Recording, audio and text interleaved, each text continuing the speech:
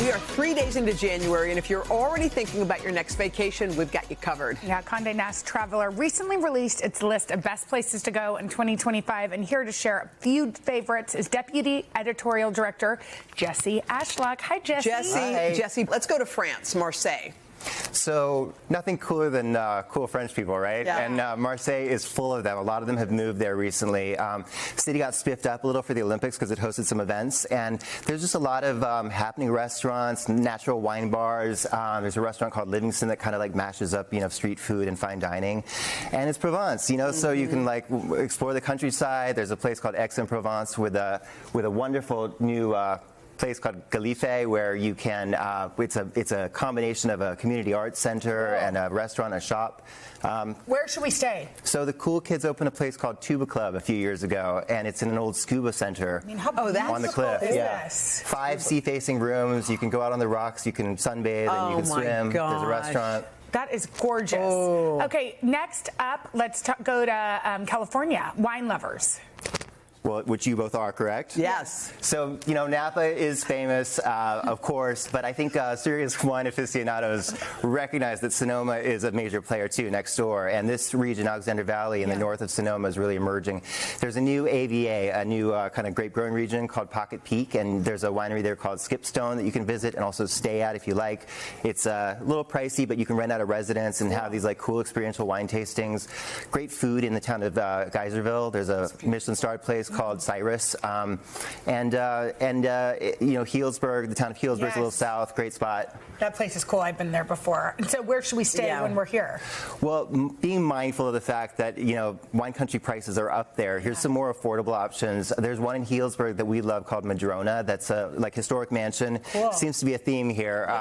That, got a top-to-toe redo a couple years ago. And another much more modern place called Harmon Guesthouse, also in Healdsburg, with a lot of art. How cool. All right, let's come back to the East Coast, Litchfield, Connecticut. Do you know it? Yeah, we've heard of it. I've taken my kids there. It's beautiful. It's like a picture-perfect New England postcard, right? Like Norman Rockwell, And you go up there like to maybe just not do too much, like maybe go for a hike, do a little shopping, and there's some great kind of design boutiques, lifestyle places, plain goods. I've been there. You have? Yes.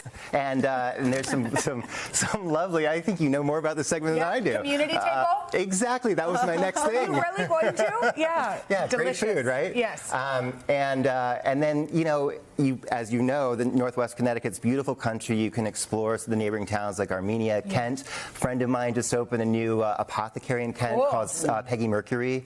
It's just a wonderful place to get away for the weekend. It really is. And where should we stay when we head there? Litchfield. Okay, tell me if you know this already. It's got a new hotel called the Abner. No, I didn't know. So it's the old courthouse in the Village Green, and it's kind of designed forward again.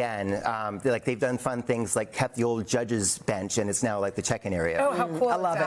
All right, can we go overseas to Bolivia? We certainly can. Let's go. So Bolivia this year, La Paz, Bolivia, is having its bicentennial. So there's a full slate of celebratory events this year.